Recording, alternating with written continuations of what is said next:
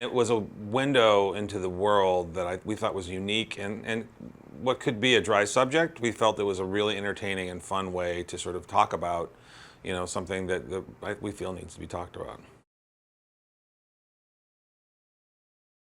Kim's story is a really amazing story, but Robert found a way to do it that wasn't like a biopic, and it was more of this kind of slice of life of what it is to be a war reporter, what it is to be a woman starting a new career late in life, and and also just to smatter on the war without being preachy about the war, which is I think part of the genius of it. Kim starts the movie, kind of disaffected, kind of in the rut of daily life, and gets this opportunity, this odd opportunity to go overseas and take a job in front of the camera, whereas previously she was a producer, writing news. It's really a really interesting character and a flawed character, and it really was a chance for her to spread her wings as an actress. So that's what kind of got us into it. We were like, we wanted to see her stretch, and she wanted to stretch, and so that's what got us. The challenge of that and the excitement of seeing her go to the next level potentially was what got us in, I think.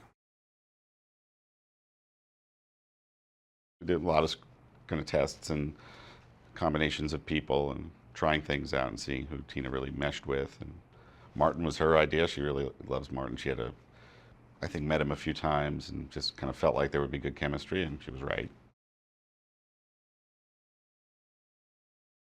She's deeply talented. I mean, she's kind of like take your breath away talented. And she's not hard on the eyes, which is important, I think, because an opposite Tina needs to be intimidated by her appearance. And so we needed someone beautiful. And also, we liked the idea of there being an age difference. That Tina's character, Kim, is getting her life started late. And that Margot sort of represents that, in that Margot's character, Tanya, is sort of where she wanted to be, at that age. Kim comes to Kabul as a woman in a serious relationship. The pressures of the job and the time demands of the job, destroy that relationship pretty quickly. She also meets at the same time the most obnoxious man in Western Asia, and who she despises. Of course, over the course of the film, she falls in love with him, and because he represents to her a worldliness that she desires, and also a kindness and an ability to keep his humanity in this sort of world that robs people of humanity. She relates to it and understands it and kind of admires it, and they kind of quickly, in a very sort of comedic way, fall in love, but then have a really serious relationship. Martin Freeman straddles the line in his career between comedy and drama. I mean, he's always sort of moved sort of freely back and forth between very broad comedy and very serious drama, and that's the kind of people we love. He's very funny and can bring a lot of funny stuff to any scene when we go off book, but he knows when to stop.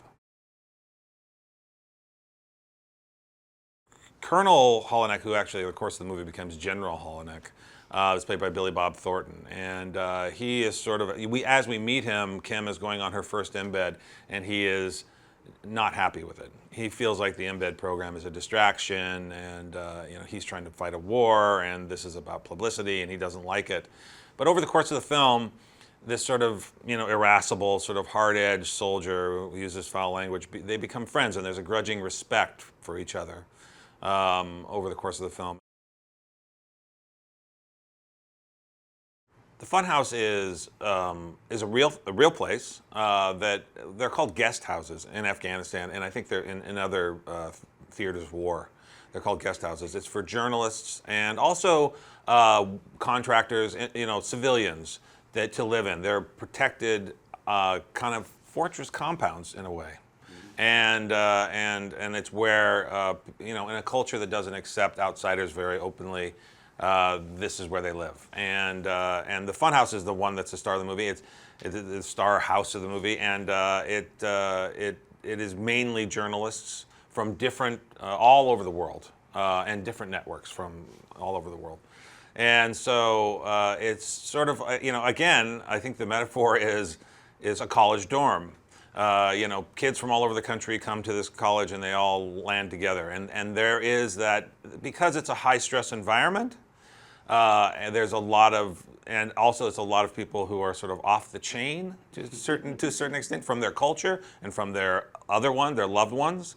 There is a party-like sort of atmosphere. I mean, a frat-like atmosphere in many ways.